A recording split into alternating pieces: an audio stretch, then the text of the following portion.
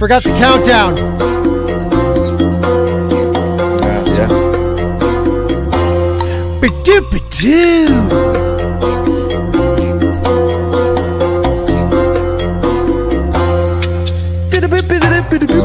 Wow, that does not work. It worked. I did not feel that one.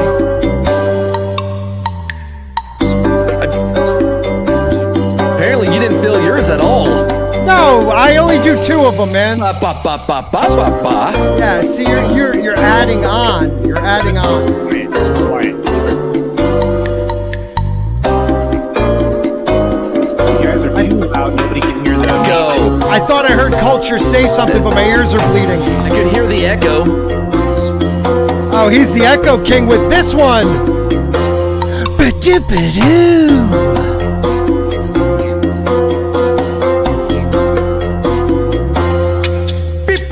Nah, I didn't like that one Wow, either. that was pathetic. I didn't like that one. That was sad.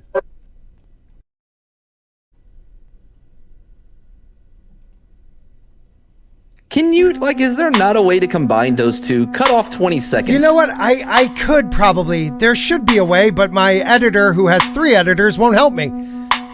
I said I would get on that this week. Echo. You said that last weekend, Echo. Oh, yeah. What's up? It's gotten mad on the dump. Also, Casino may be here. I don't know. When he shows up. Yeah, coming to you live in front of a live chat. A live chat audience, and we're off camera. Look at that. Wow, I look great tonight. Hello, everybody, and welcome to the Saturday edition of The Dump. I'm Scott, and I'm your host. Rocking that dragon sound. And I just bought sporkingnews.com. Sporkingnewspodcast.com. Check it out. Nudes. Yeah. Wait, Dragon let's even sound. see. Let's see now if I... Okay, I'm going to... Hold on. Introduce yourselves, boys. Oh, wow. This is the first time Culture didn't want to automatically start talking. Hey, it's me. It's Mad.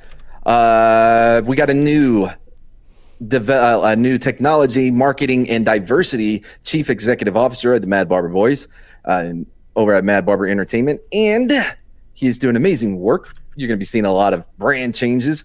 We're doing the OC tonight. The OC yes, we are. Okay, we're doing, and I'm going to set that up here in a second. And yeah, so he was supposed to make a new intro. However, he's MIA right now. So, but we have a little bit. I'm just talking. Casino, you ready?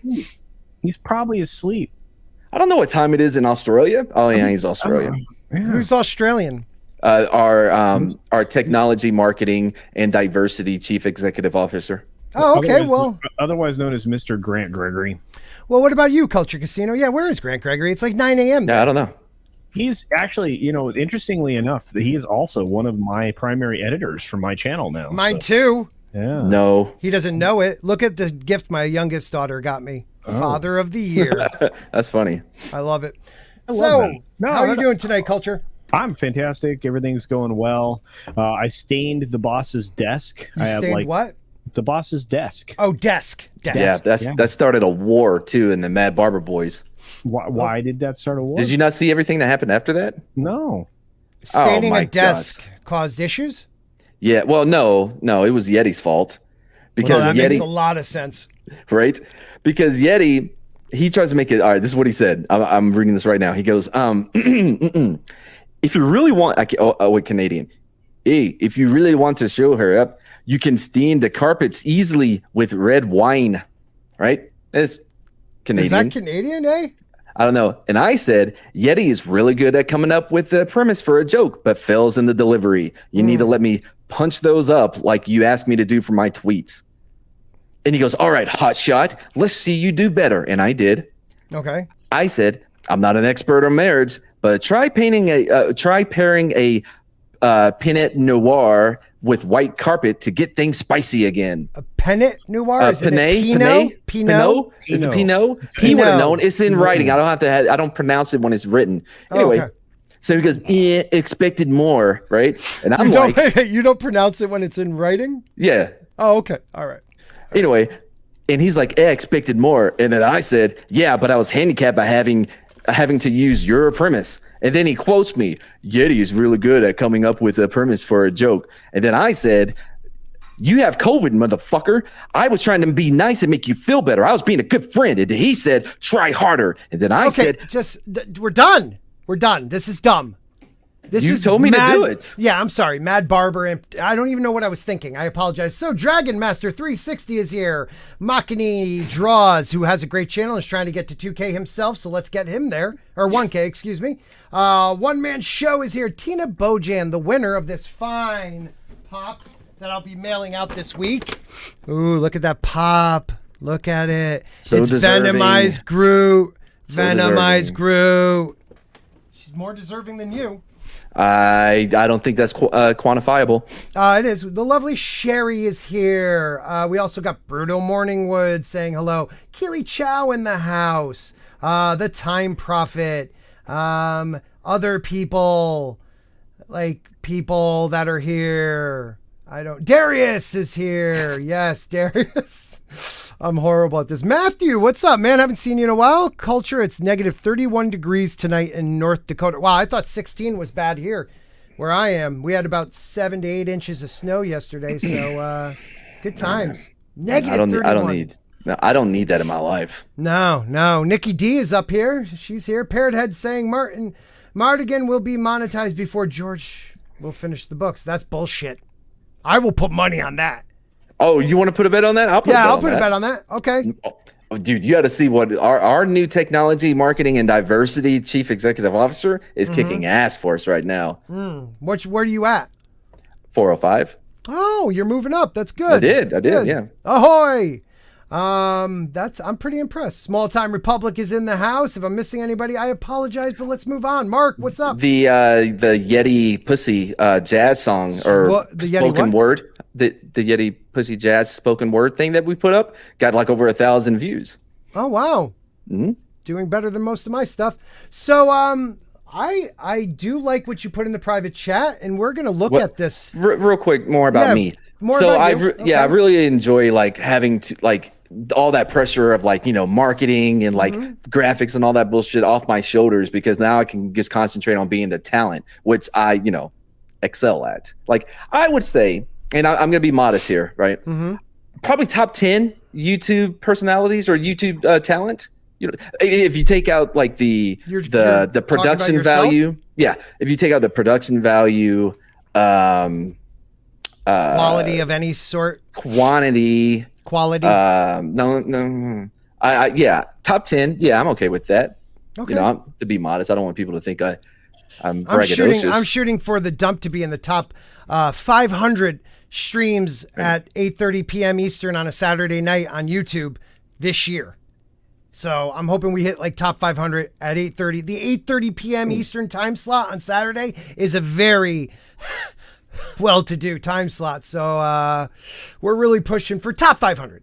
Top 500? Yeah, top 500. Yeah. Yep. Walton's here. What up, Walton? Smash that like button. He is correct. And when I mean top 10, I don't mean like popularity wise. Like there's Papa Wheelie. There's plenty of people. Papadopoulos? There are plenty of people that are more popular than me, but that's because most people are dumb and don't know good stuff. Yeah. Okay. So Makini is at 762 for his next milestone is 800. So let's get him there, boys and girls. Women do watch the show, even though the analytics says that's not true. You're such a liar. Really? Mad's biggest audience is female. Did you know? You guys keep telling me that, and I just don't understand it. I don't either. Last time we did, there was like 10 of them. Yeah. Like to start off the show, I'm like, why are you here? We don't like women. God. I don't think you said it. They keep showing up. Pretty much. Mad, what is this article about?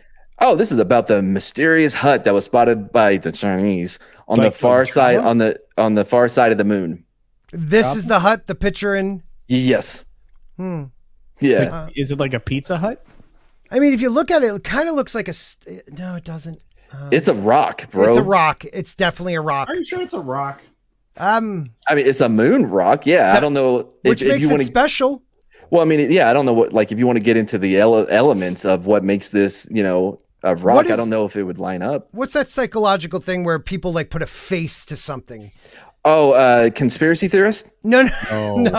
When you Alex see like Jones syndrome? when you see a cloud and you're like, oh, that looks like a turtle, or oh, this rock has a face to it, like the old man of the mountain. Like there's an actual term where humans will like their brain inputs so it makes it more. Like that's what they say the face on moon, the face on Mars is people creating the face in their mind. Well, no, that one's real, but I understand what you mean. I'm not going to say it's not. I mean, somebody's smarter than us in here, like Sam McCabe. He's smarter than us. Not when it comes to friends, does it, Sam? And loveface dot. Oh, wait a minute, that's not somebody I want in there. There it is. What did I say? Pareidolia. Yeah. Pareidolia. See, Tina's smarter than all you. I think Darius, is it anthropomorphism? Anthropomorphize is when you make human traits out of an animal. So you fill in the blanks. Okay. I think I'm more going with this one. Yeah. Okay. Sam was wrong about how to pronounce Michel de Montaigne, and so he's no longer trustworthy. Michel Montaigne. He's a French philosopher. Oh, you and your French. I forgot it. French. Here's this motherfucker coming. Let me tell you, my philosophy is to run. Yeah. By the way, Yeti, I told everybody about what you did and what you said. Yeah, pretty messed up, dude. So anywho, so the mystery hut on Mars does look like a rock, so we're going to look. After weeks of anticipation, China's Yutu-2 rover has finally reached an intriguing object that appeared on the lunar horizon last December, revealing it to be nothing more than an irregularly shaped rock.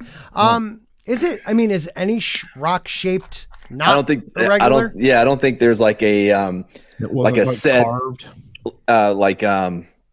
Well, no, but that still wouldn't make it irregular. Like all rocks that aren't carved, there's not a set way that they're made or that they look. I mean, it's a rock. There's no normal way a rock looks. Look, I know we're giving up on this early because we were all excited with the prospect of the Chinese being on the dark side of the moon. No, that it was a hut and they were going to release Rita. What's her name from Power Rangers? Rita Skeeter? Rapunzel? Rita Rapunzel. Something like that with all of her minions. It's a good thing though, because I don't trust our teenagers today to become Power Rangers. Like the first thing they're going to do, Zordon is going to get a message that they're unionizing. Horrible.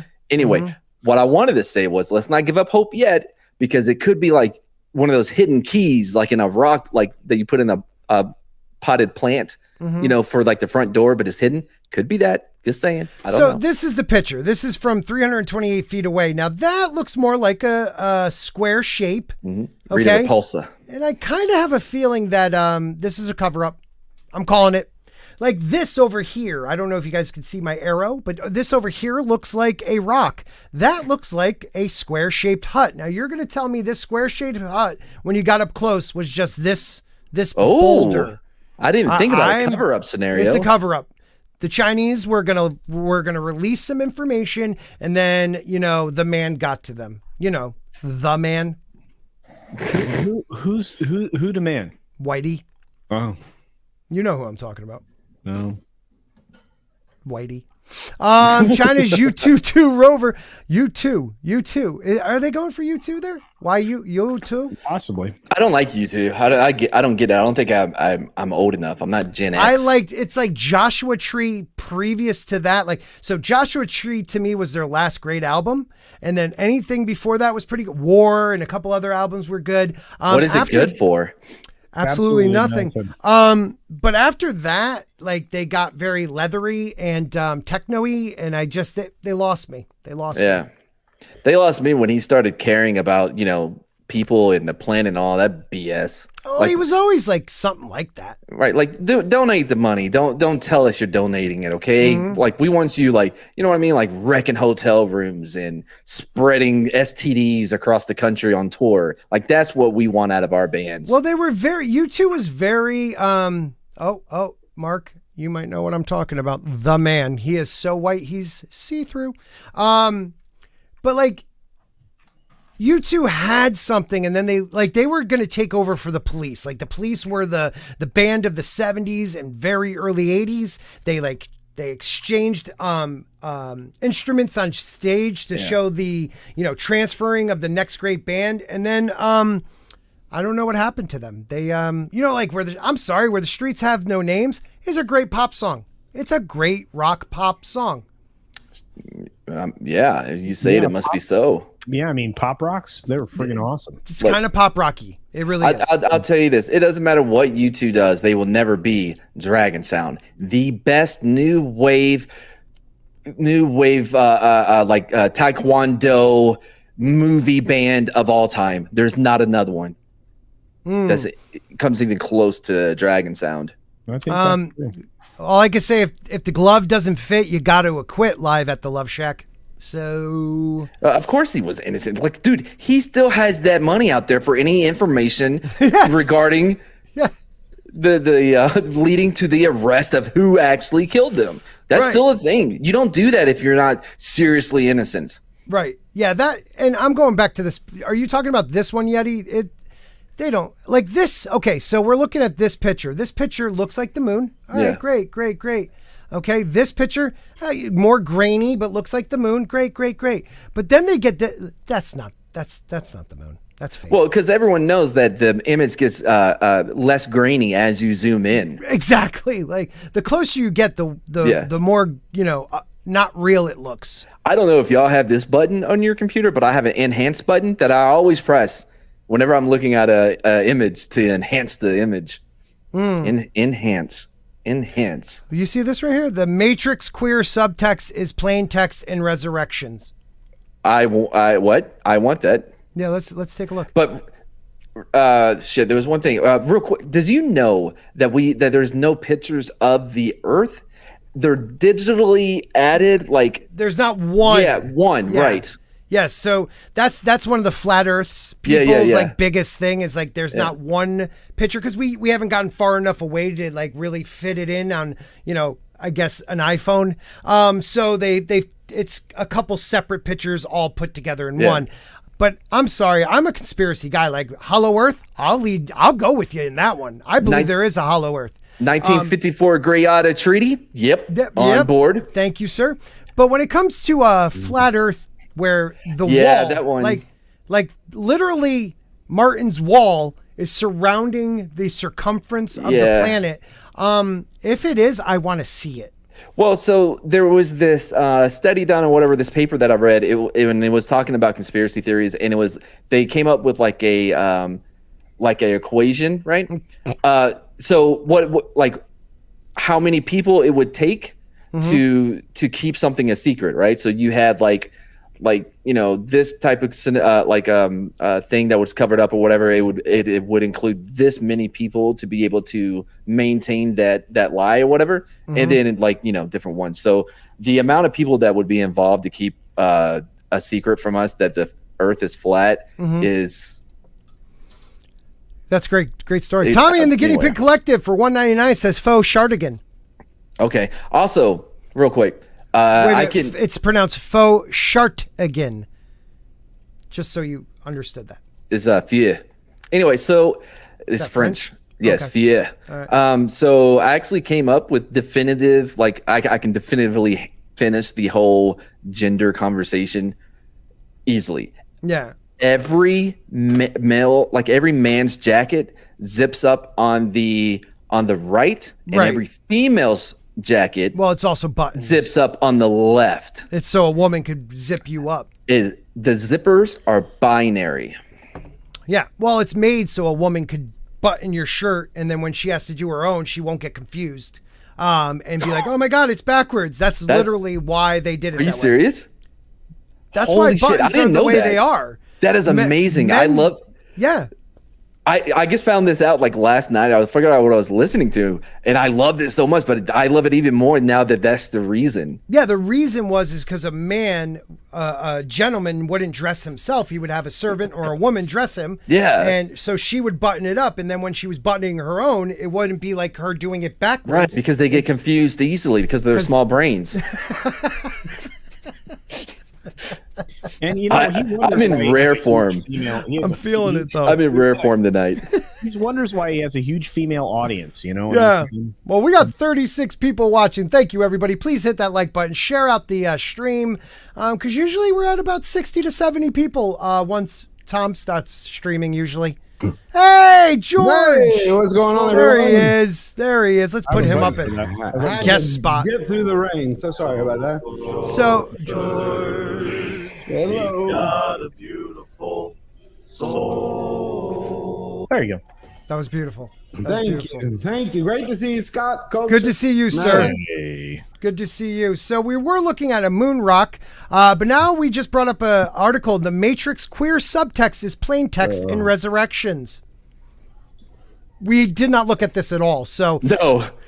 it just was it was like from the other article, we were like, oh, look at what they say here. So it says, after years of queer critical reads of the iconic action series, its latest entry is the first in the franchise that unabashedly opens itself to a queer lens. Is it because he's wearing those blue glasses? I don't get where that comes from. Are they saying that just because Doogie Howser is gay? And the director also became a woman. Like, I don't understand. You know, I didn't realize that. I know it's funny, Yeah. covering pop culture, but I didn't know that the two brothers who made the film became two sisters. Yes, their parents are very proud. Very Up odd. until no one watches our show, so who cares? What happened? Did I miss him? Nothing. Up until Resurrections, the Matrix series hasn't directly acknowledged LGBTQ people at all. Switch was written as trans. I still think that's bullshit. Hold on. They didn't recognize them at all. Like, No. did you?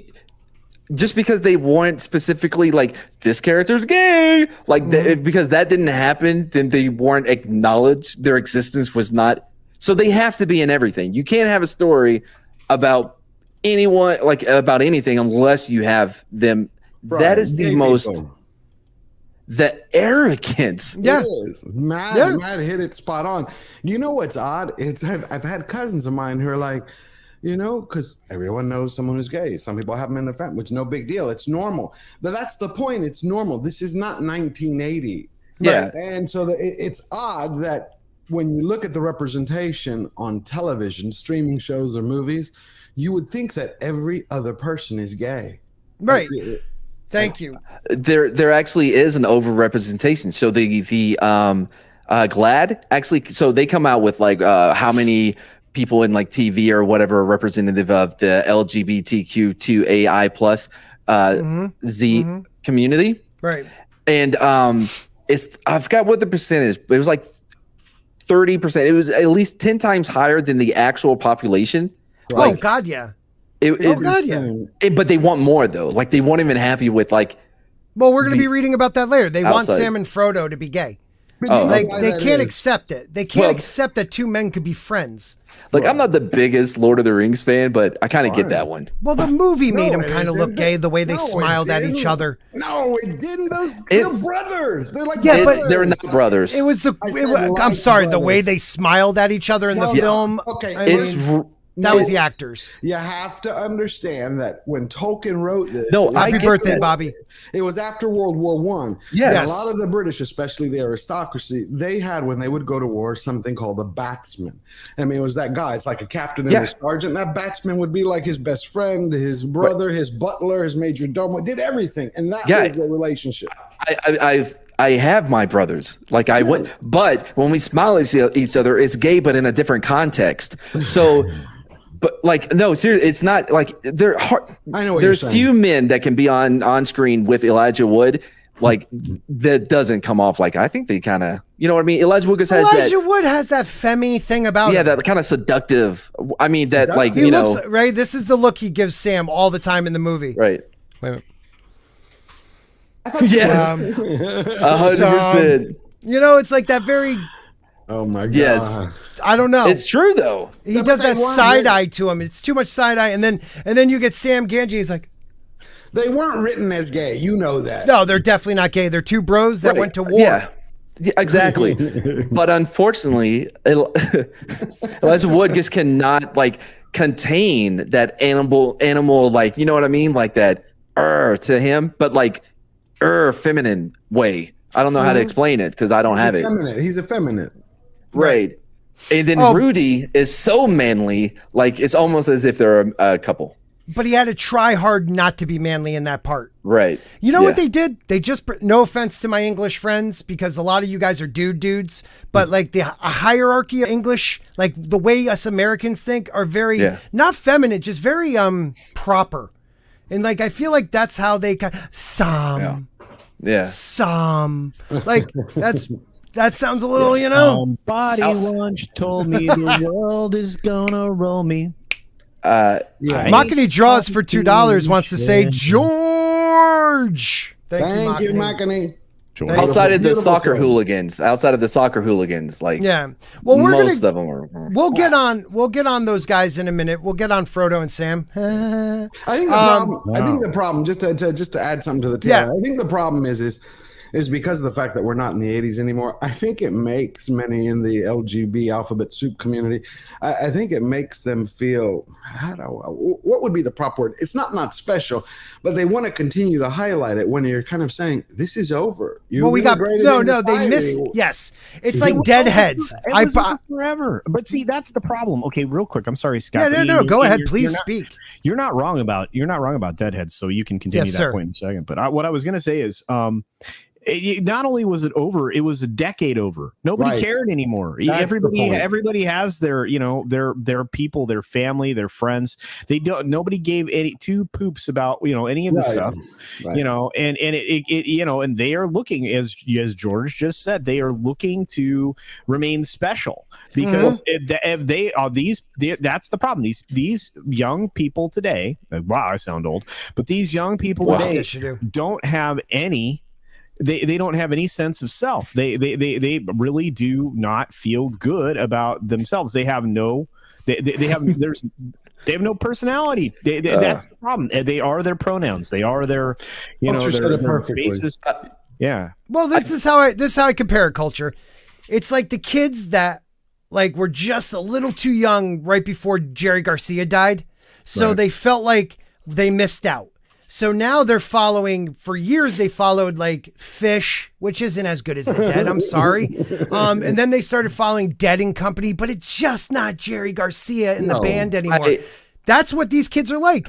When I grew up in the 90s, we actually I went to an all-boys school and had to defend a kid when he came out of the closet as gay. We were like, dude, be who you are. Like, why did you pull his pants down then? Well, because I just why were you the first one to know he was gay?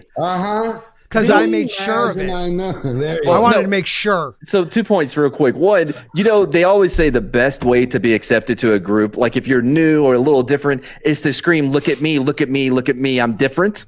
Yes. That always helps you get into the group. Yes. And two, like when I was in the Army, my buddy... Oh, you were in the Army? Well, yeah, he was. He talks about his war stories and finding dicks on the ground all the time. That's true. I forgot. One, you make it sound like we're just finding dicks everywhere. Like, man, what is up with Baghdad? Just throwing away these these good dicks. Like these are still usable. Anyway, so did you imagine?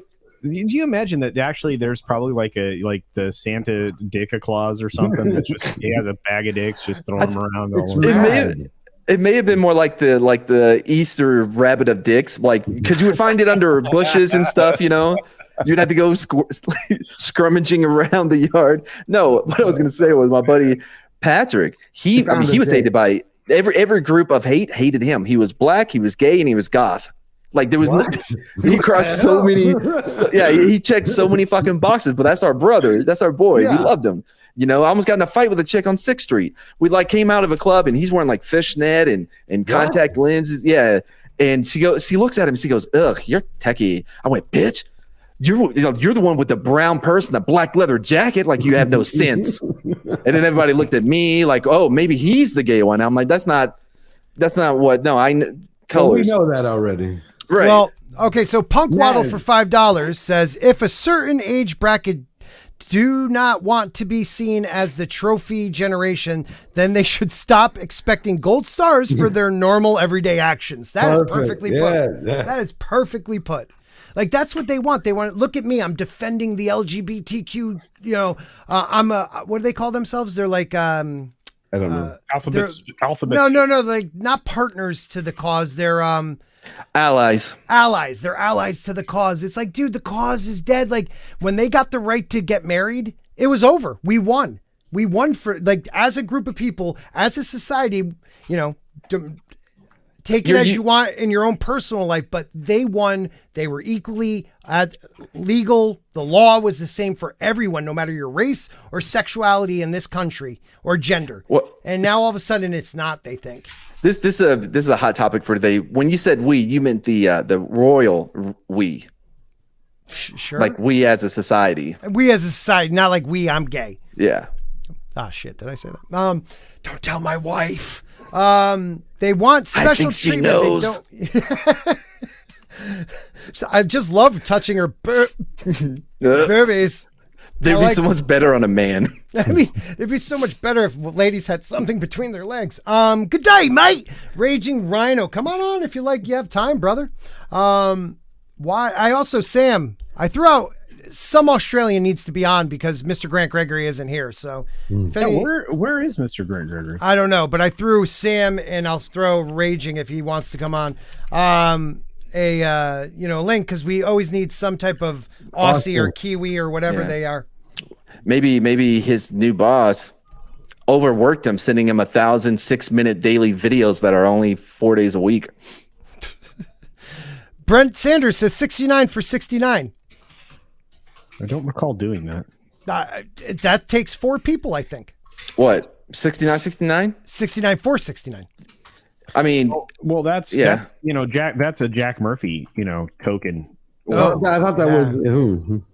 See, yes, Marby Dogs. I had a finger on the gay pulse of his high school. Yeah, he was the gay pulse of his high school. I think that's. By the way, I mean, it was pulsating, right? Look, they never want to just be accepted because like these organizations like GLAAD and all these other movements that rely on charitable donations, they wouldn't be receiving that charitable donation if they, you know what I mean? If everything it's the same thing with the DRE, like the diversity, representation equality companies that go to these these corporations or whatever. They're like, we'll check and see if you have any biases. Oh my God, you do. Now if you get subscribed to this we'll help you get rid of it, right?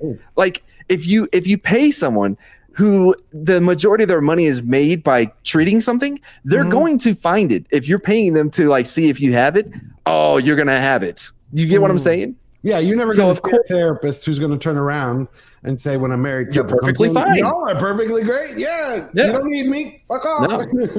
I think your marriage is going really well. I kind of want to know what Rhino's talking about. His ratio. No. No, I didn't say it either. Is that about Boba Fett? Well, that's why I was wondering if it was the one where he did the 2 different scenes where they took out the right? Yeah, but I did see that. It was ratioed, like they wouldn't show it. No, ratioed meaning ratioed likes versus tweets. Hate. I didn't see that. Let me see. Yeah. People were like, "Oh, sorry, they took away your dragon or whatever." Dude, he got 545 likes for that one. Damn, that was 545 likes with 1,400 quoted tweets. That's Holy ratioed. Shit. That's a ratio and a half, bro. Send some love my way. Yeah, next time you get one of those, just tag me. Yeah, dude, that's pretty impressive. Yeah.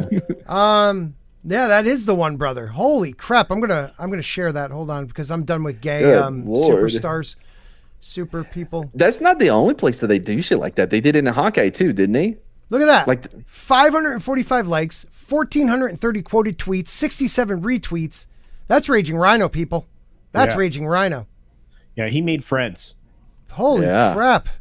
That's impressive, dude. I want to be that cool. Here, I'm going to quote retweet it myself. I don't understand. Hey, everybody. I thought like it as well, though. Don't just I screwed that up. Hold on. Retweet. Quote. Hey, everybody. Look at me. I agree. Hey, everyone. I am cool, too. Raging Rhino. Go back. You forgot to know. I don't want. Wait, hey you're everyone, cool? I am cool too. Two. Two. I always screw that up. Yeah. Like Raging Rhino, be my friend. Yay. And then That's yeah, not yay. No. Oh, did I put gay? Man, Shit. you suck. And you also did not. I suck what? Yeah, and you also didn't tag me. Oh, that's cool. Damn it. Raging Rhino That's cool. agrees with me too. And Brent Sanders says two. How do you use two? I always thought that means also. Two could be also, but there are other uses for two. I don't know when to use it other than also. So also like too much. Like you can have too much of a good thing. That would be TOO. You can have too much time on your hands. Yeah. Mm-hmm. Right. Okay. Two is so like that's Two all right. is an exaggeration. It's for when you want to exaggerate something. Not exaggeration. You can be too hot because you're gonna die. Okay. But like two is like like trans, like you're not trans, Jesus. What? What? You're transitioning, like you're going from one place to another place. So like you're going to the store. Okay, so I did this. Wait a minute. Okay, I should be sharing this as I do it. Hold on, people. There's a trans Jesus? What? Trans Jesus. So I'm doing it over because everyone says I did. Look, I also have other friends, Raging Rhino. Friends like like at Culture Casino. Thank you. And George, the Giant Slayer. And Mad a person. That person in red. I know. You're in red. At Mad. Yep, Mad. Madge, JC. That's how I find No, him. No. Go back. I changed it. It's Mad Cheesemo. Jesus, dude. Mad Cheesemo. Mad at Cheesemo. Okay, Mad Right there. Cheesemo. Yay. The Magnificent. Yes. Mad something. Please be our friend. Like is really like right here, Scott. Friend.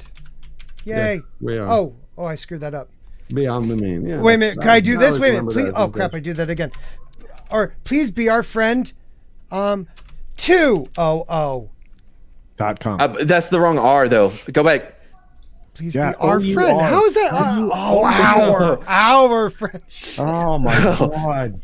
Shit, I thought I caught it this time.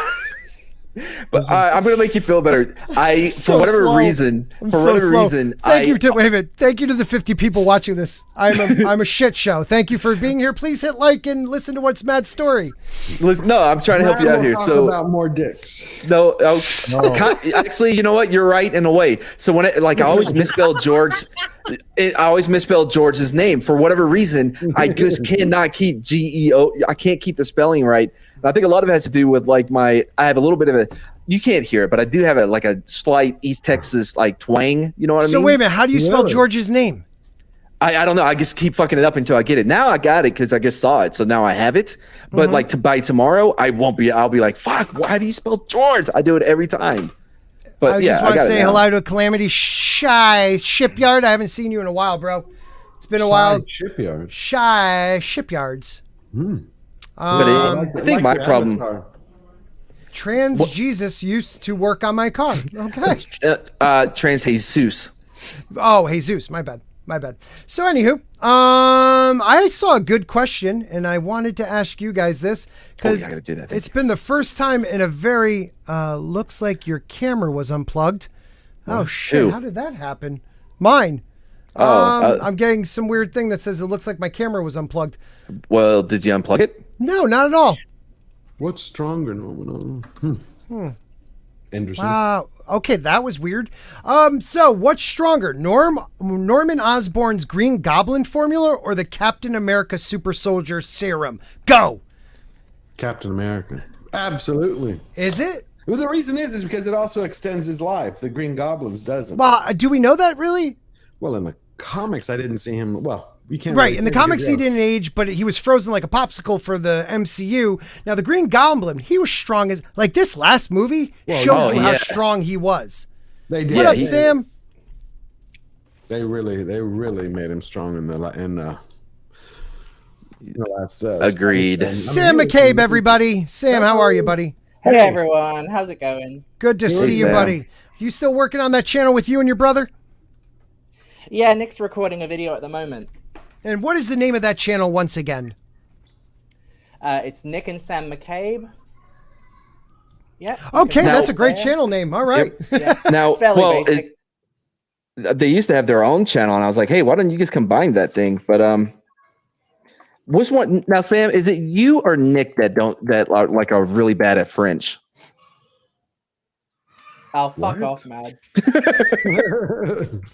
Calamity, that's how I roll, brother. That's how I roll. Okay, so back to the question. What is stronger, Green Goblin's formula or Captain America? Why?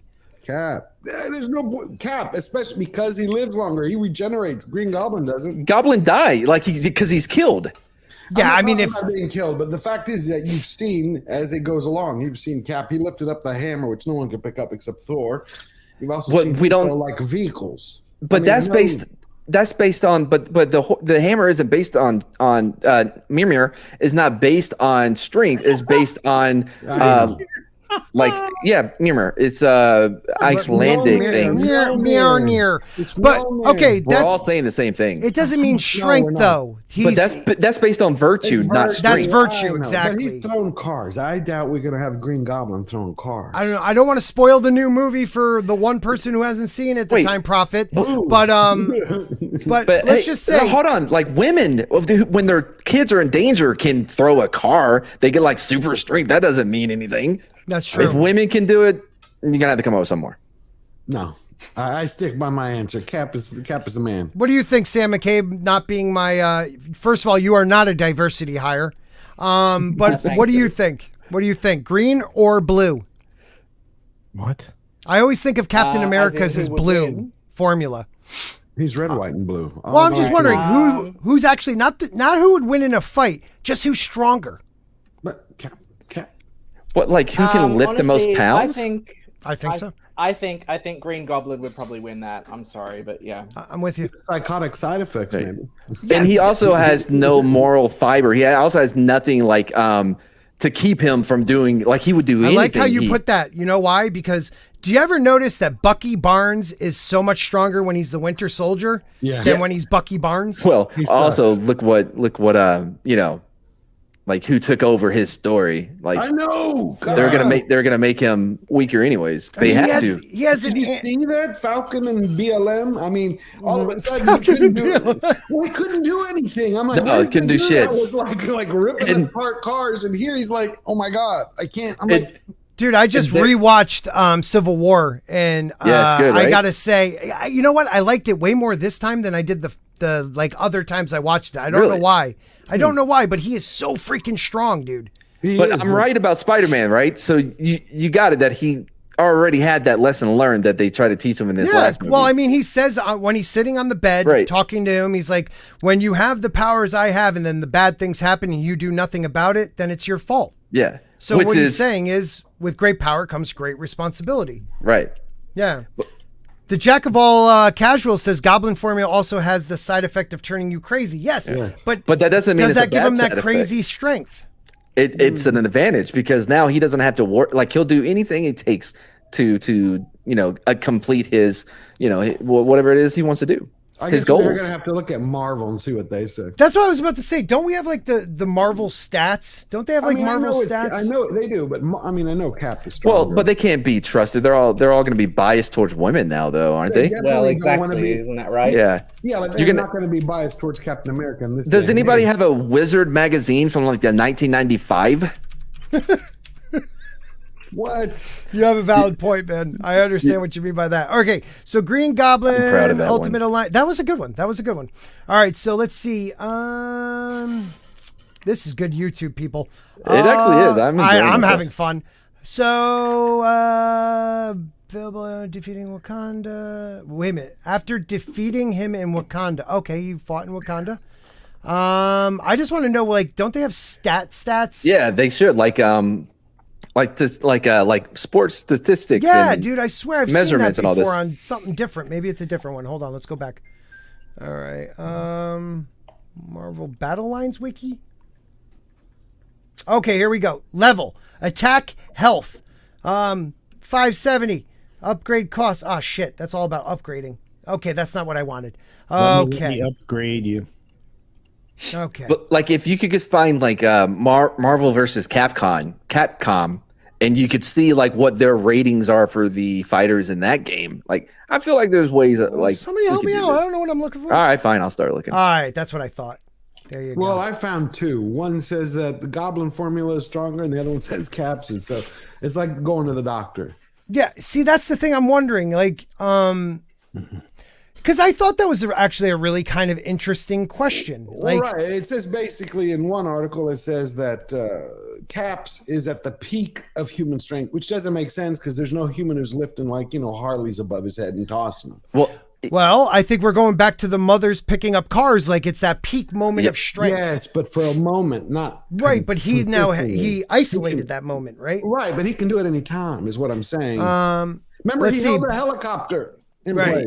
Well, I mean, his adrenaline was pumping at that time, Oh, I love Raging Rhino. But if Steve Rogers was to get stabbed by the Goblin's glider, he would die too. Number two. Yeah, see, I don't know when to use it either. May. I don't know what you're trying to say there. Did you Google Marvel power rankings? No, I did not. Okay, because I guess it came like right up. Oh, maybe that was probably smarter, you dick. Okay, let me try that then. Marvel power rankings. It says that the Goblin formula is stronger for a shorter. See. I don't buy it, but that's what it says. Okay, 15 most powerful Marvel characters ranked. Oh, well, we need more than that. Yeah, I know, because this won't. Okay, Vulcan. I don't know him. Hulk, Red Hulk, Sakaar. Okay, he's number 14. Apocalypse, Thor, and Odin. I guess they're equal. Did you go to Ranker? Hercules? No, I didn't. Doctor Strange. Captain Marvel's only number 9, people. Here you go. Gladiator. Here you go. Scarlet Witch. Okay. Hold on. Hope Summers.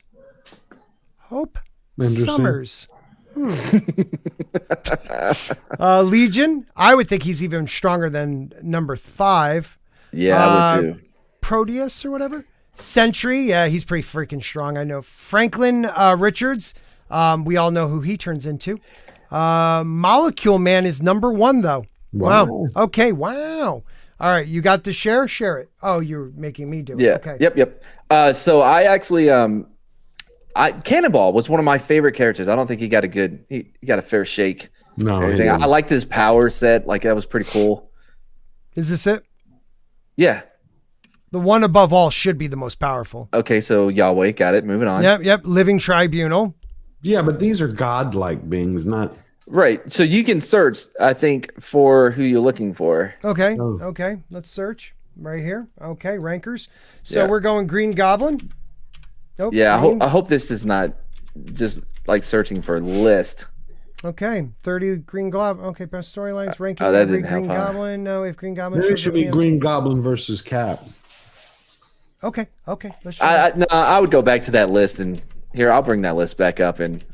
Yeah, maybe. Oh, I spelled Captain wrong. See if I can find it.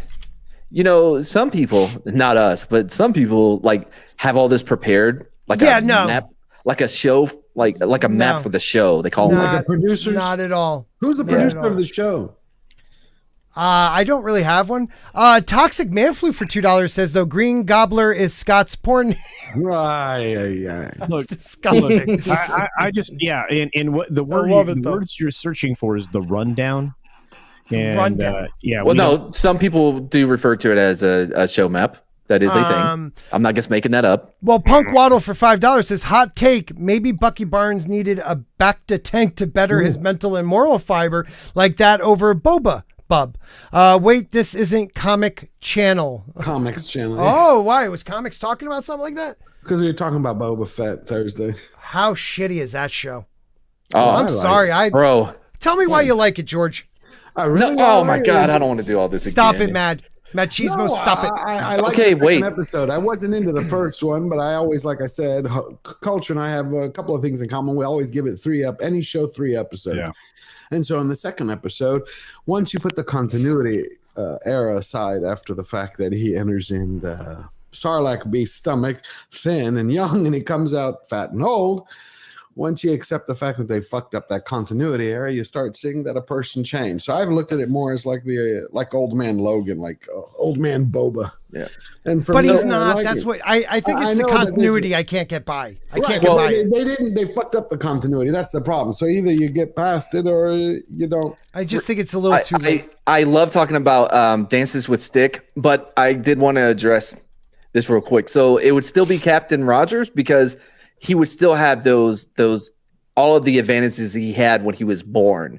Right? No. You're talking bone density. You're talking. So if Captain Carter once a month will destroy him. Right. I get it. But if we're asking which one would be stronger, the reassignment or whatever, that's all irrelevant. That's all irrelevant because they're not starting from the same place when they get the same serum, right? So he already had advantages physically than over her. Not really. He was teeny. He was. See, I don't know enough about. That's actually a good point. But that wouldn't change. But that wouldn't change his bone density, right? I forgot that he was a little guy. He was still really puny guy. Like he got every cold, got sick from everything. Like he had a horrible system. I get that, but he's saying. Still, You're saying his max is going to be different than her max. I got it. Yeah. Okay. I have a question. Oh, I'm sorry. I forgot about him being all tiny and stuff. Well, I have a question. Isn't the Hulk in the MCU isn't like the Hulk in the comics, because the Hulk in the comics strength is unmatchable because it just keeps growing to the power he needs. As the angrier and angrier he gets, the stronger and stronger he gets. Is it based on anger or is it based on like him getting like also damage? Okay, yeah. Because like you can get so mad and it gets kind of like hit the other side of, absurdity. Like, this is dumb. You know what I mean? And then now you're back to Bruce. Guess so. You gotta put Bruce. I took the brawn and the brains in one. Hey, stay green, kids. Yeah. God, I did watch. Dude, I watched Infinity War again. Okay, so I've been doing. I do this every once a year. I go on an MCU kick, and I remember how great it was. Infinity War was spectacular, dude. That is that and Captain America. So, Winter Soldier are some of the best comic book movies of all time. Even maybe movies of all time. Oh, that I don't know, but I loved Winter Soldier. And me too. Until I saw Spidey. When I saw Spidey, the one thing I liked about it because Winter Soldier is still my favorite. Yeah, is that it was able to tie in 3 different universes that were never meant to tie in together, and it did it great. That still sticks. How they pulled that off? But in Infinity War, when you meet the Guardians of the Galaxy, just Rubberman, just the way they come in. Oh God, that scene is. I think I've burned the Blu-ray by moving it back. Keep going with. I love that. I'll say this: I love Winter Soldier. It's one of my favorites. So much that I saw EFAP was going to be talking about it, whatever. I skipped that one. Wow. Because I know that they were going to ruin it because they will be. Oh, so that is one of their least favorite. Really? Yeah. And I've never tried to find out why because I know. No, because they will make me hate it most likely. Yeah.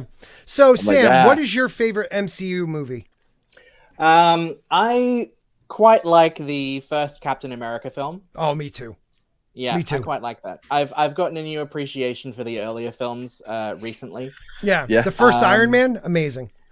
Yeah. Didn't like the second or third much, but the first one's pretty good. No, the first one's good.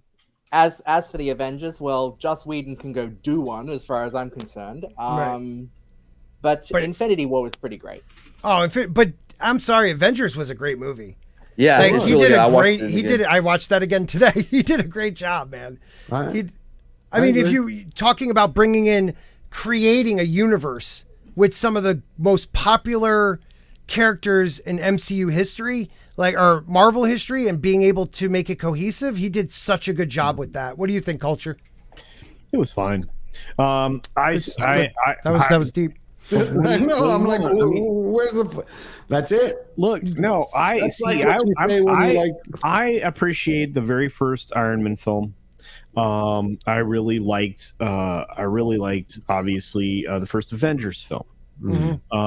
But for me, it was the Cap films that I thought really fleshed out the heart of the team. Chris Evans is amazing. Yeah. Now tell us what your favorite one is. Oh man, Howard the Duck. It's not in. Not a part of the MCU. It's not a part of the MCU. He's in the first Guardians of the Galaxy. Yeah, but it's not. But it's not the real Howard the Duck. Oh, I want to see that Howard dude. Yeah, he looks so cool. It's weird because I go back and watch only a handful of those films, right? You know, you watch. Well, that's a good question. That will tell us what you like. While you think about that, I just want to say, mine. GG, the Green Goblin serum is way stronger than the Captain America one. Captain can lift 800 pounds. They say the Green Goblin can lift 9 tons.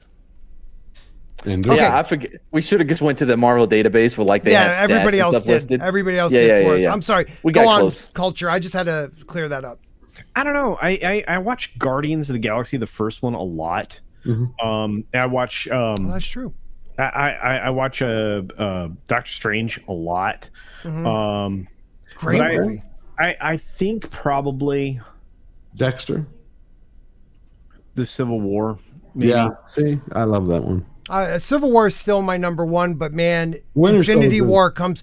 You know what? Why Infinity War was so great, and I think we all already know this, but when you take such a badass villain and humanize him to a point where you know he's crazy, but you can understand why he believes it, and you're not cheering for him, but like you understand why he's going on. Like a good villain. Everybody likes a good villain. Like people like Darth Vader. We're not cheering on Pol Pot by any sense of the imagination.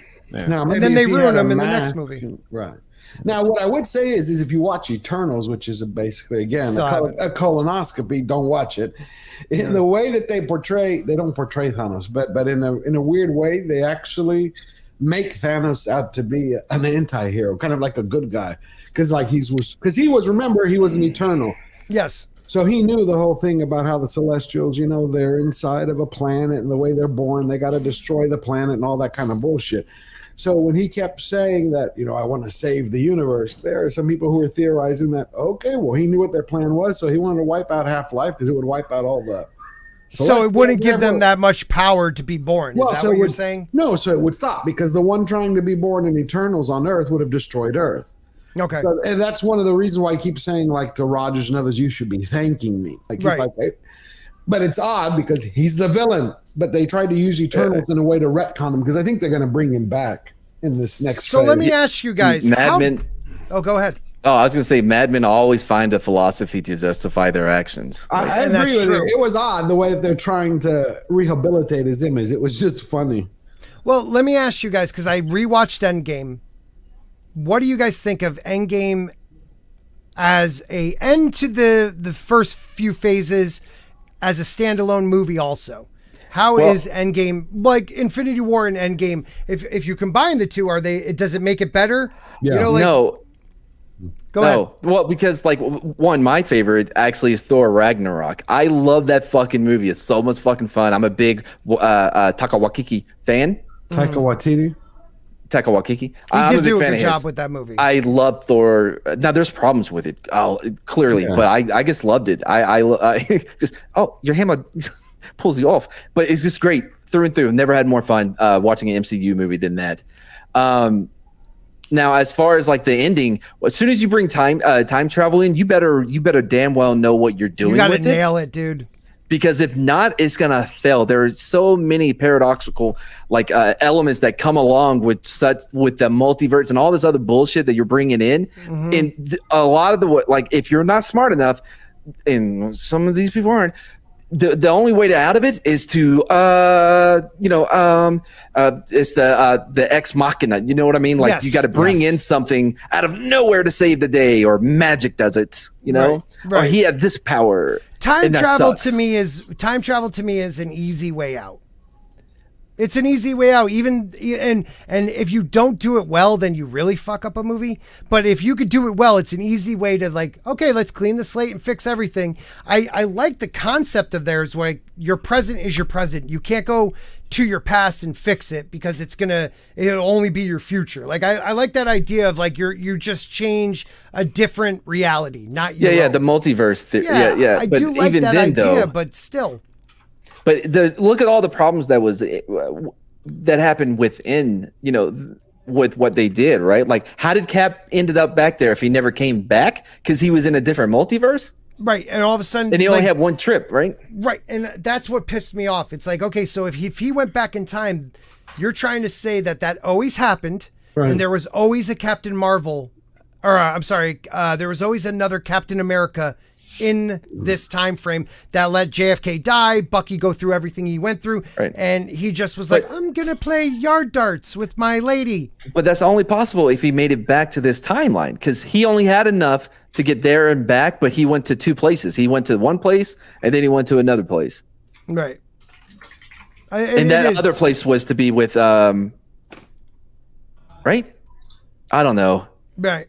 Fuck, this is why I hate fucking when man. I'm done talking Doctor, about it. I'm sending you a link because I I haven't talked to you in forever. I have. You're not missing anything. I love Script Doctor. Script Doctor is brilliant. No, he really is. He's my friend that I used to hang out with all the time, and now I don't see him as much because I can't make the Sunday hangout, which is our great friend Nina Infinity does every Sunday night. She's awesome. And she has some great people on there, and he always invites me. Yeah, like George and Script Doctor, and she always invites me. Yeah. I just, by the way, Dr. Script has a great point. He said that Cap didn't let people die. He kept the timeline stable as he knew it to be. If he saved JFK, he could never go back to save. Well, yeah, that's the grandfather paradox, right? Like it absolutely is. It absolutely. He had to do what he did. I get that, but he doesn't do what he did because he's with Peggy now. Right, and that's not what he did. So he can't do anything is the point. He just kind of has to stay with Peggy. Well, but he could kill kill JFK if it was a different timeline. He could kill JFK. Why would you kill JFK? I mean, sorry, that's not what I meant. He could have saved JFK in a different. No, he couldn't either, right? Well, no. If he's in this timeline, if he did, it would be a different timeline. Right? Yeah. Well, how did he get back to this timeline then? That's what I'm asking. That's you were supposed to give me the answer. Oh, I'm confused. Makani Draws for $5 says, after watching Far From Home a second time, that movie feels more like the ending of the MCU than actually Endgame, in my opinion. It feels more Far From Home. Wait, which one did we just watch? No Way Home. No Way Home. Far From Home was the ending. No, Far From Home was the middle one. Homecoming is the first. Far From Home is the second. No Way Home is the third. Far From Home, it feels more like a bonus scene on a DVD rather than the ending of a movie. Because if you look at the made-for-TV one. Well, no, it's something they tacked on at the end to keep it going rather than it being the cap to the story. Or the beginning of the next phase. Right, exactly. That's what it should have been. Gotcha. They tried. He meant No Way Home. No Way Home is the last movie. Right, but he means like a end to the whole, rather than Endgame being the end, No Way Home would be the end. Correct. That's what I thought he said. That's why I said No Way Home feels like the ending to the first three phases. I thought he said Far From Home. Are we all confused right now? Far From Home is the second one, which sucks. That's what he was saying. He felt like he said so Far From Home. Yes, because what he meant was it came right after Endgame. And it talked about the death of Tony Stark and all that stuff. So that's what he feels like was the end. Oh, right. But then he corrected it. He corrected it and said, "I meant No Way Home." Right. That's what I thought. Because No Way Home. It was a great movie. More of an ending. Yeah, I got it. Doesn't feel like an ending to the MCU. No. I thought he meant by like the phases. Right, to Spidey, especially because he's broken away. No one knows who he is except for Spider-Man. Yeah. I'm so confused right now. Yeah, you confused everybody. What's Spider-Man, Home Alone. Home Alone, Jesus. That'd be a quick movie. I'm just enjoying this random like talk about like nerd stuff for once instead of having to. I zoned out for a second. You said Spider-Man, Home Alone, and I just immediately imagined Tom Holland sitting on Marv's face. Ah! Like one of those. Did you see the last Home Alone crap movie? God, no. Thank God. I didn't. Was it a different kid? Wasn't it? Yeah, it was a different kid. Well, it kind of has to be, doesn't it, Scott? Yeah, I guess so. Since the other one. How old is it though? How old is it? I don't know. The last movie? When did the last movie come out? That's what I'm wondering. 2 months ago, I think. 2 months ago. Yeah, he's gonna have to be a different kid, Scott. I don't know. I don't know if that's true. I mean, they could de-age him. Yeah, or they could just do Princess Leia, or like, you know what I mean, like they did with her in Rogue One. Yeah, I don't think it'll work. That dude's been like rode hard. Can I say I'm not into that? Like her in Rogue One and the Admiral guy, God. Tarkin. Tarkin. Like, I'm sorry, you look fake. I'm sorry, they look bad fake. though. Yeah. A bit they of look Uncanny fake. Valley going on. But he's dead. What do you expect? They got to use something. Right. I guess so. I like the technology. There he is. Oh, right. There he is. Oh, yeah. Hey, hello, Scoop sir. Explain time, like time travel to us. War. Try to avoid it at all costs. Yes. Do you think they did a good job in Endgame? No. No. I mean, because they introduced the fact that you'd be making a new timeline or jumping to another timeline, you eliminate all stakes because you're not saving your own present, you're saving another present. Right. And you have this type of infinite causality loop where Captain America goes back to the past to live a life with Peggy, and then his older self is also in the same present as the past he left, and it's a slightly different variation of him, I guess. It's weird. I didn't feel it worked well. So, but even as soon as you leave your timeline and come back, you're not even coming back to your own the same timeline that you left. You're actually making another one. Right. So essentially making another one, and then so when Captain America left, let's say we'll do the Alpha timeline. Captain America left the Alpha timeline to go back in the past. Right. Well, when the Alpha timeline passed, another Captain America from another timeline went into that past as well to see Peggy after the Second World War. Right. So even though they probably lived near identical lives with some slight variations, it's a different Captain America who we see talking to Bucky and Sam. Oh, it blew my mind. Well, it is, because I was like, how does he come back from an alternate timeline back into this timeline? Because another Captain America from an alternate timeline came to that one and was probably working with S.H.I.E.L.D. covertly, because in Black Widow, the Red Guardian says he fought Captain America. I was always wondering about that. Natasha, what if Captain America had mentioned him? Is like, well, if it was a lie, she would know it's a lie and not even wouldn't even placate that. And two, he would know she knows it's a lie and wouldn't even ask her.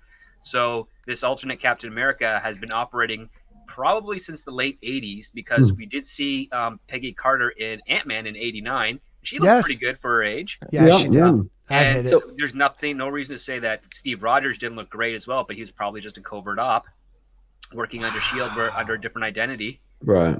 And she had 2 sons with him. That's true. And do you think they would have superpowers?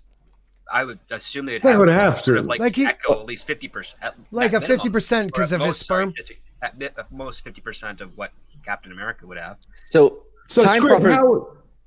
So I was just going to real quick. Time Prophet brought up something. He said that what I'm talking about is only possible if you believe in string theory. Now, that's what I like. My knowledge of the multiverse or whatever does, come from like the string theory. It parallels, right. Like, is this based on string theory as well? Because, I don't even know of a multiverse that doesn't have roots in string theory. String theory is highly contentious right now, because newer research has discovered it might not actually be a thing. Right. Yeah. Really? Yeah. They because the idea was that there'd be these invisible springs that connect particles within the entire universe together. Right. And all these outside of dark matter. No, because dark matter is a different theory. That's like occupying the space between matter. Oh, okay, gotcha. Where strings is like they're just these little tethers that connect the molecules, and then there's dark matter around that. Okay, because like they just found a galaxy, they just and it actually appears not to have dark matter, but yet it's still able to operate as if it does.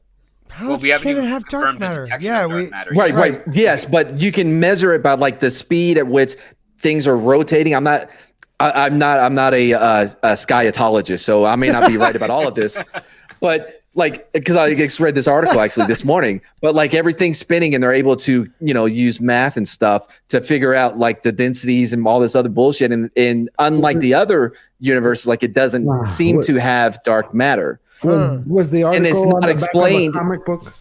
Yeah. Oh, it was in. But it does not account for like, and this is outside of the ones where the galaxies are pulling away from each other, which will take the dark matter with it. This one is like actually out on its own without another galaxy competing for that dark matter or some shit like that. Well, Toxic Man Flu for $5 says, when are you uncultured ignorance ingrates, excuse me. Thank you guys. I can't speak. Going to talk about good films like Mona Lisa Smiles, Twilight, or Debbie Does Dallas. Interesting. I watched the Twilights. They weren't that bad. It was a disappointing ending, like, because it was all a dream. I'm like, fuck you, Twilight. Right. Like, people should die. Yeah, exactly. And I'm sorry. Okay, so I guess in the books, it's more understandable that she has like a triangle thing going on for a while. But in the movies, there is no chemistry between her and the wolf kid. Like, none at all. Like, you never believe. Team Jacob, though. I was Team Jacob. Jacob looks like a stalker. Right. Oh, and Edward doesn't? No, Edward is like a serial killer. Like, exactly. Serial killer pedophile or something. He's like, he's like, hold on. He's like this. Say it. Say it. Yeah. You're a vampire, sparkling one. No, but what bothers me is the wolf. Now. She never falls for the wolf ever. Ever. And like, you're supposed to believe there's something. She just uses him. It's a good thing that he never wasted his printing on her so he could use it on her daughter. Yeah, it was. Way to get Edward back, though. Like, I'm going to imprint on your baby. Right? Sick bastard. Script, how would you have handled that time travel in Endgame to make it have better continuity? Well, I wouldn't have had a 5-year time jump. I would have made it I would have made it maybe about 3 months after the events. Mm-hmm. And then, so that way Tony Stark's immediately back and he's in recovery of this long space journey. And I would have done the one thing we didn't see in the Avengers films, which we were told about, which is Thanos attacks the Nova Corps homeworld. Yes, right. Infinity Stone, and I would have had them go back in time to stop that attack on an alien planet with the help of Captain Marvel to facilitate them getting there. That's awesome. And that way you don't have that stupid contrived, I have a 5-year-old daughter, an Iron Man daughter, and I'm not going to go back in time and erase her from existence. Right. You're so good at math, you could probably know the exact date, time that she was conceived and recreate that. And pull out the exact sperm. No? Okay. Maybe. Real quick, somebody was in the chat going like, vampires don't sparkle, not the real ones. It could be a regional thing. You know what I mean? Like up in like the Seattle, Washington area. Don't. Like various types of albino. Right. Like, you know, it's the same as like, you know. Don't. Like, they're like made out of porcelain in this movie. When they break their necks, it's like crack, crack, crack, crack. Like, it sounds like you're breaking a toilet. I still believe that it's gonna hurt his part in Twilight is gonna hurt the next Batman movie. No, he's gonna be good. He's a great actor. In so many other movies. I know, but you know about that. I've asked a lot of people. A lot of people haven't seen him in anything. But that's a good thing then. My point. They're gonna be surprised. Seen him in Twilight is the last film they've seen him in. Well, Darius has popcorn. And I love you, Darius. Thank you, brother. Well, I mean, the rumor is that Robert Pattinson is doing a Kurt Cobain type of approach to Bruce Wayne. And oh, Jesus! Listen, I liked Nirvana, but there were not songs I wanted to actually dance to. It's like, I just want to be kind of checked out for a minute. It is Toxic Man Flu. It is all your fault. We're talking about Twilight. He says, "What have I done for $2?" The grunge Batman doesn't appeal to me. No, but I did look at Kurt Cobain during the Unplugged, and I was like, "Oh my God! If he wore a Batman hat, he would look like Val Kilmer." Yeah, a Batman hat. Yeah, cowl. Oh, okay. Sorry, Mr. Sparkle, regional Sparkle guy. That made sense. That was science. That was not science. That was the dumbest thing I've ever heard. They break like toilets. Well, real quick.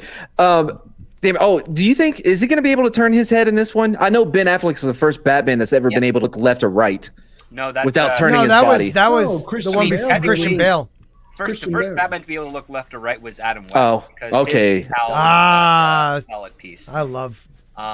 You just don't look. I should have framed it. The serials could also look left or right, but they weren't even in good cowls. So I should have phrased it differently. Well, Awesome One wants to know: do vampires shimmer in Australia, Sam? No, they don't. But what we do is we put a smear of Vegemite on our necks to keep them away. They also have a pouch. No, they don't. The vampires, they have pouches. Okay, wait a minute. Because they're marsupial. Mad, what would a vampire sound like in Australia? Oh, okay, got it. Yeah, want to see you bleed. Or no. Say it. I want to hear you say it. Oh, see it. I want to hear you see it. I hate werewolves. What? Eric K for $2. Thank you, Eric K for $2, not letting me get away with saying Batman hat. You knew, Gerlich. God, I suck. That's my last one. That's your last one? I don't. I like your blood. The guy in Blazing Saddles. We don't need no stinking badges. Not Australian. You did say doo-doo. Hold on. I'm getting the looks of shame from my girlfriend who just walked through. Summer? She can't hear you. I have headphones on. Oh, hey, Summer. You're just yelling in his ears. That's fine too. Is Script Doctor called Script Trooper on Twitter, or is that another account? That's someone else. Yeah, Script Doctor is Script Doctor. Hold on. PhD. That is right. Hey, welcome, Culture Casino. Welcome to the party. I muted myself a while ago and was talking and didn't realize nobody heard me. Oh man, we had such a great conversation going too, and like the flow was nice. I'm like, what's different? It was Batman hat, I think, was the difference. Well, this Batman and his hat said Ben Affleck said Justice League was the worst experience. He had the worst experience. I believe him. Yeah, it was. He was a little drunk. This film broke him, dude. It really did. And he needed to go to rehab. Yeah. Well, he lost his marriage from it. Granted, that was also there was rumors that he started his alcoholism during Batman v Superman 2 as well. Really? Yeah. So was it the experience with Snyder or Justice League? Why don't we find out? No studio. I don't think it was Snyder. I think it was the studio in general. It's really sad that we don't get his Batman, like the one that's directed by him. I think as a director, he's so good. That would have been awesome. So when he was speaking to the Los Angeles Times, he said that was a bad experience because of the confluence of things. Confluence. Am I saying it wrong? Yeah, confluence. I guess. Confluence. You're saying it fine. You're saying it fine for Rhode Island. I think I'm breaking it up. I'm not in Rhode Island. It's confluence. Confluence of things. Yeah, confluence of things. My own life, my divorce, being away too much. Divorce. Cool whip.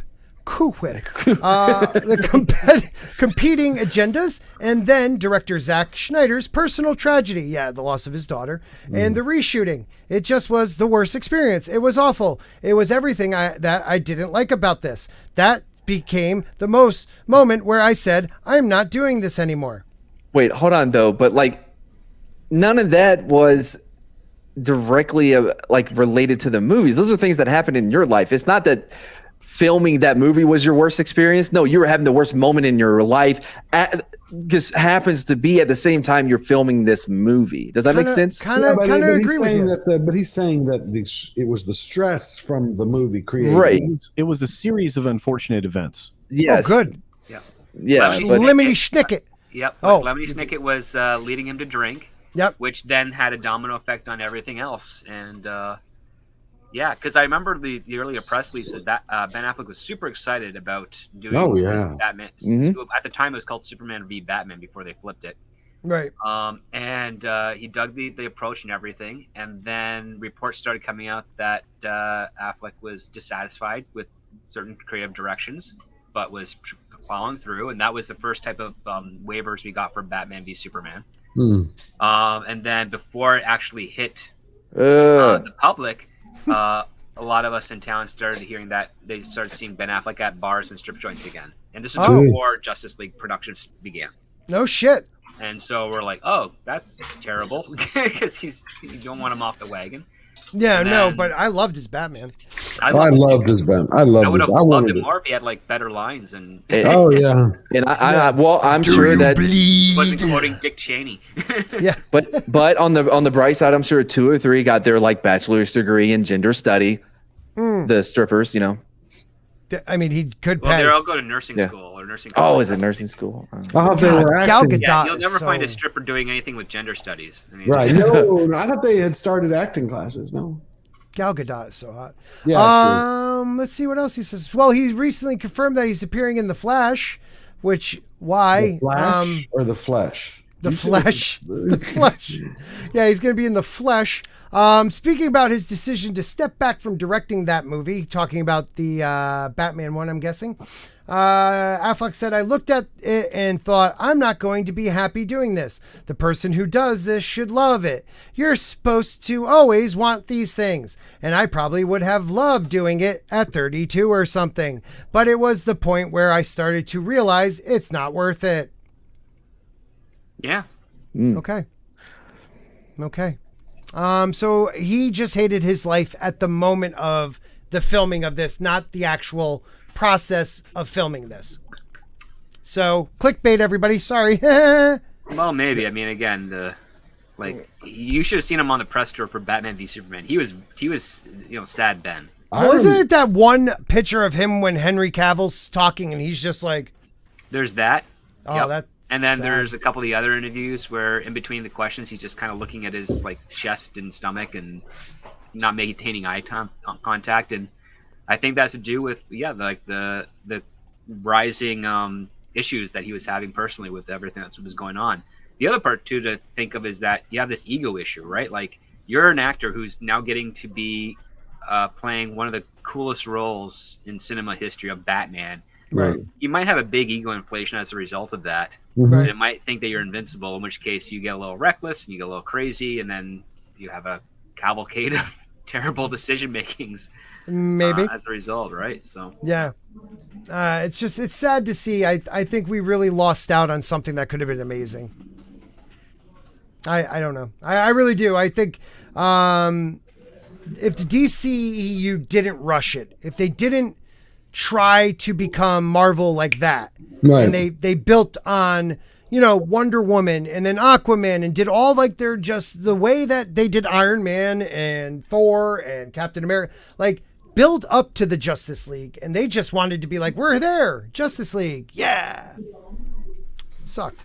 I mean, yeah, that has a point. Personally, I think it would have been better if Jason Momoa were Lobo and Patrick Wilson were all Aquaman. Yes.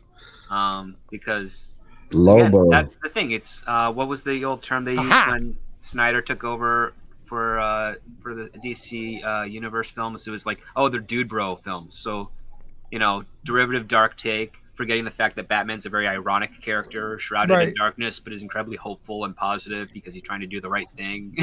Right. Mad. She is always ashamed of you. Eric K for $2. We're talking about Sama.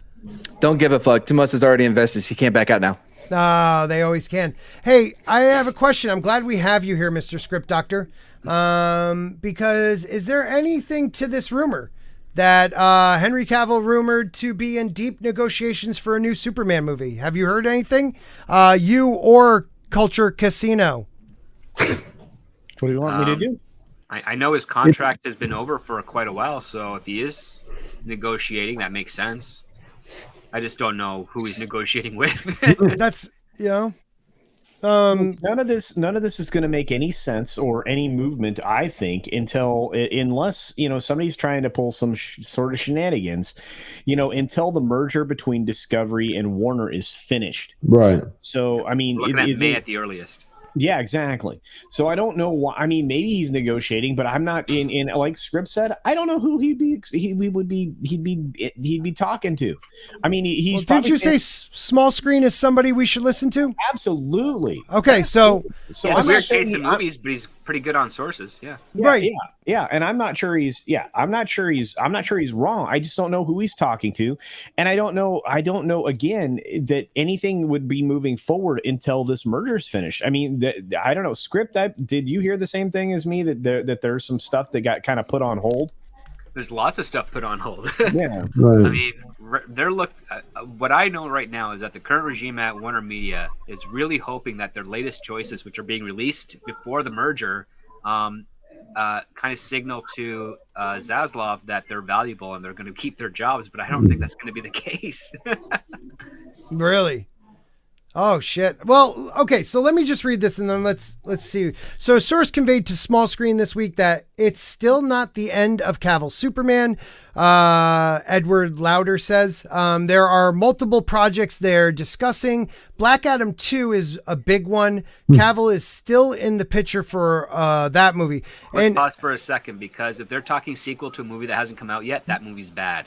Okay, I was about to ask you, like, how are they already talking about a sequel? Is it that it's that good, or is it that's bad? It means that they've got their heads up their butts, because if you're spending any time talking about a sequel before the first movie's out, it means you're not giving the first movie the diligence and details it needs in order for it to be successful. And the prime example of this recently, especially within Warner Brothers, is Green Lantern. You had a really good director, Martin Campbell, who revived the Bond franchise twice by this point. But you had Greg Berlanti and who's CW Greg Berlanti? Yes, Greg Berlanti wrote the Green Lantern script. Wow. Along with his partner at the time, who I think has been Me Too'd out, and his name is escaping me at the moment. I know what you're talking about. Yeah. They wrote Green Lantern, and they were the studio was so impressed with how the production of Green Lantern and the script that they started doing development for Green Lantern 2 while they were making Green Lantern. And I learned this from Thomas Lennon, who's a very prolific writer. He's also Lieutenant Dingle from Reno 911. Oh shit, yeah. And he's told a whole bunch of these writers this is even in one of his books, which is that if a studio is ever focusing on the sequel before they finish and release the first one, it's always guarantees that the movie will be bad and the sequel will never be made. The only exceptions to this are, of course, if you're doing novel adaptations where the story is already written for you. And it's been proven successful on a book market. So like 50 Shades of Grey, The Hunger Games, Harry Potter, Lord of the Rings. I mean, those books have already they've sold millions upon millions of copies. Even if they adapt one of those books as a film, they know they can adapt the sequel regardless, even if it performs mediocre to expectations, but rarely do they not. So that's kind of the only exception. But when you're dealing with an adaptation of a comic book IP and you're doing kind of an original origin story or an original story on it, and you're not focusing on getting that done or putting all your talents and efforts into making it the best as possible, but instead you're dividing your time between that movie and a possible sequel that you're being told is greenlit but hasn't officially yet. Right.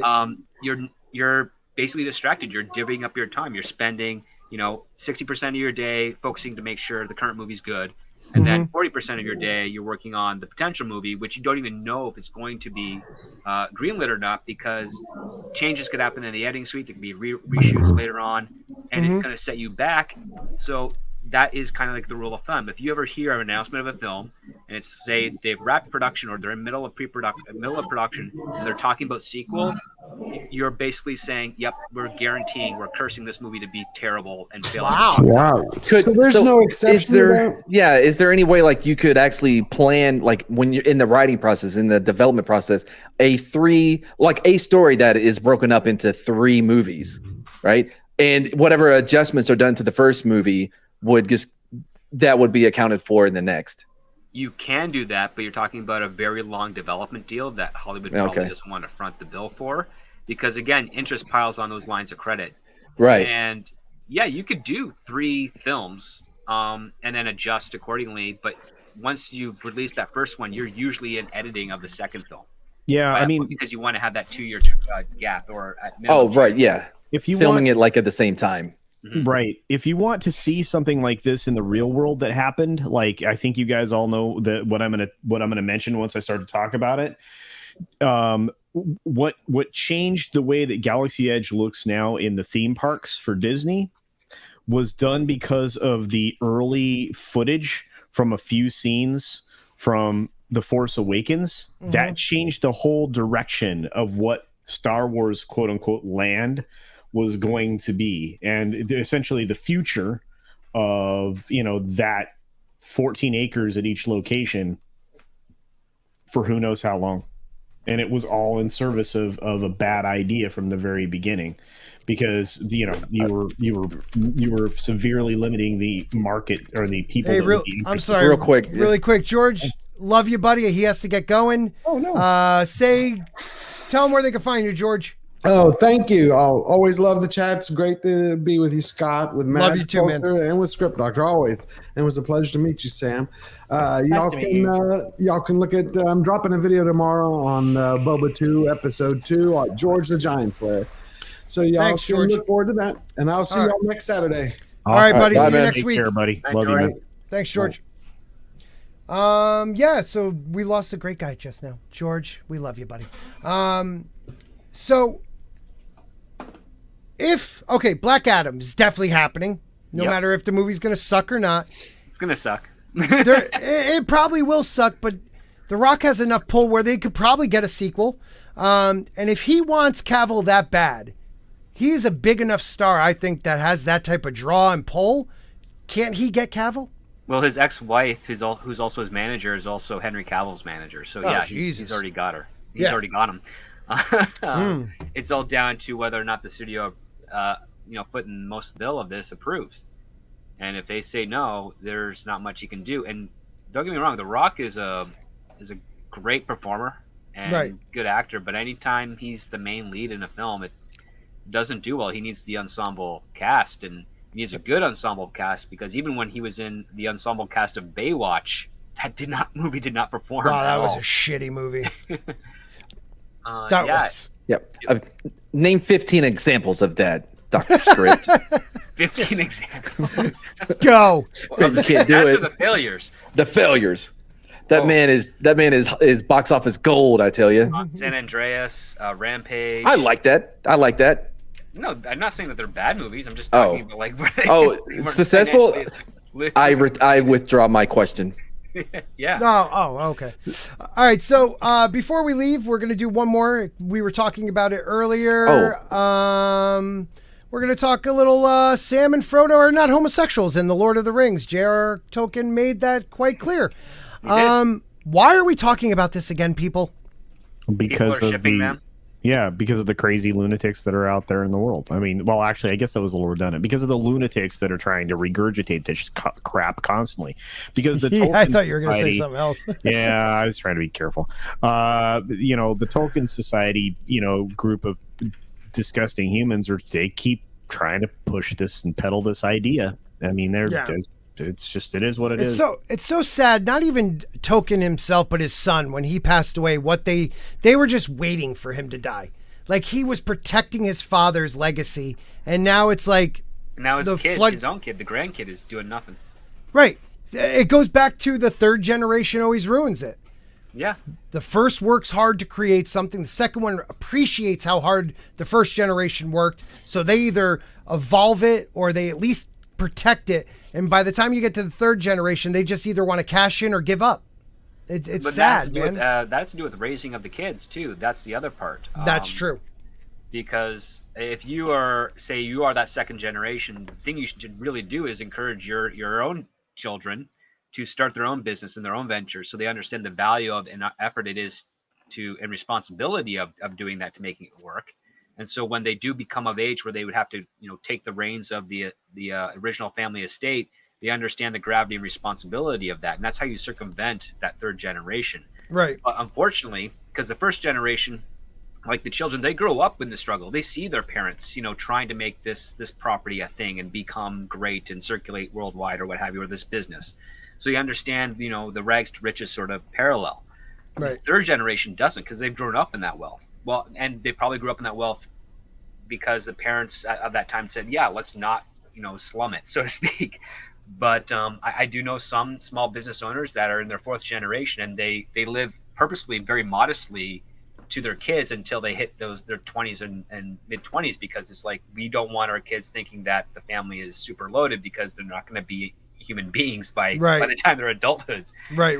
And it's one of the clients that my girlfriend she does loss prevention for, and she's like, yeah, these are like the coolest family ever. This business is gonna keep on going, even with all the lockdowns happening up in Canada. They're going strong, and that's like a testament to the fact that the parents themselves are raising their kids to be like, yeah, we don't live in a 5-story mansion. We live in a 2-story duplex that's in this nice little small town, like 2 hours out of where the company's located. And they're treated like normal kids. They're told no when they can't get a toy that they want or what have you. Like those are the type of values that you instill, but for Tolkien's grandkid, do you think they were maybe told no for certain things or luxuries as they're growing up? If they're able to just wash away right off their grandfather's work to Amazon and all these other properties or other entities coming in to, quote unquote, fix it, then clearly they just never understood the value of things. Right.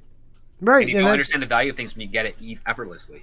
Well, that's it. It's all in how you raise the child. I agree with that too. So this all came from some guy tweeting out, reminder that if The Lord of the Rings was filmed today, Aragorn would have been a woman, Arwen would have still been a she-elf, Frodo and Sam would have been gay, Gandalf black, and the only white male actors in the entire cast would have been, I didn't have Thor, I always screw that up, Grima, and Saruman. Okay, so hashtag wokeness. But people came right back, Sam and Frodo would have been gay. Would have. So a lot of people already believe it because they never read the books. And again, let's go back to what our gay soldier said himself. Mad, like you and your friends would cuddle, right? If it was cold or if like there was enough space or you were sad, there was different reasons. Yeah. Okay. No, I find this argument always so ridiculous. It's just like, what's the point? Oh, it's so easy. You just go either butt to butt or dick to dick. You don't go dick to butt, and then everything's fine. Okay. My God, read a book. But like this whole idea that everyone thinks because they watched the movie, and again, it's the actors. I am sorry, Elijah Wood does that whole like Sam. Oh, Sam. Well, he's trying to do a British accent. Yeah, it's a gay accent. They're both trying to do a British accent. Right. Sean Astin and him. And, I guess their interpretation was that it has to be a bit more effeminate. Yeah, right. But just the idea. He's like, Sam, you bloody bollocks, get over here. Yeah, that's how it should have been. It was like, hey, Sam, we're going to Mordor. We're gonna burn this ring in the fires of doom. I think that would have been a lot better. That was my just make them like with a weird Scottish brogue or something. Yeah. That it would make. Hey, a Scottish brogue always makes you sound more manly. I agree on it. Yeah. It's gonna be biblical, right? That's manly. So anyways, they're not gay. Drunk. Okay, maybe a little Drunks bit. and Scots go hand in hand. I mean, that too. I mean, it's not just the Irish. Yeah. Well, okay. So, Sam did marry a hottie. He got Rosie. A bunch of kids. Yep, had a bunch of them. 13, their kid was. I believe. How many? 13, I believe. 13 kids. That dude was nailing a woman. Done in one go as a hobbit. Right. Well, yeah, like. Was that at one time? Was she pregnant with 13? Are they not twins, but the 13 number equivalent to twins? No, I don't think hobbits have litters. I've never seen a hobbit uterus. I don't know if it's possible or not. I'm not a uterologist. An OBGYN. Nailed it. Not in Middle Earth, bro. You're right, 13 kids. 13 kids right here. The children are Eleanor, Frodo, Rose, Mary, Pippin, Goldilocks, Hamfast, Daisy, Primrose, Bilbo, Ruby, Robin, and Tolman. And do we have their were they born all at once or in sequence? Yeah. I want to say, let's get some years here. Where's Hamhock? Goldilocks is 1431, Hamfest 1432, 43. Okay, so yes, all different years. So yeah, it looks like once a year, minimum once a year. They got he was pumping out kids. So all right, well, this confirms Catholicism in Middle Earth, and maybe it was the origin of Catholicism. Yeah, something like that. All I know is Sam is a heterosexual male, Frodo, and loves Jesus, and he does. He loves Jesus. I don't know about Frodo. I mean, but like, I don't judge his lifestyle. The poor guy had to carry the Ring of Doom for the power for the longest time. Like agnostic at best. Okay, that's it. All right, we're going to call it wraps, guys. Thank you everyone for coming out tonight. We're going to have a show right after this on Mad Cheesmo's channel. What is the show again, Mad? It's the OC Bros, episode 2, coming at you straight from Newport Beach. Newport Beach. First time I tried to do that. Shut up. California. See, one of the other dozen shows that is the reason why TV is what it is today. I was going to clip that for our intro script. That was one of the greatest shows ever. One of the most impactful. Like, by the way, Hill Street Blues. I Love Lucy. It was 20 years before that. And well, that's what I'm saying. I'm some of the greatest. Yeah.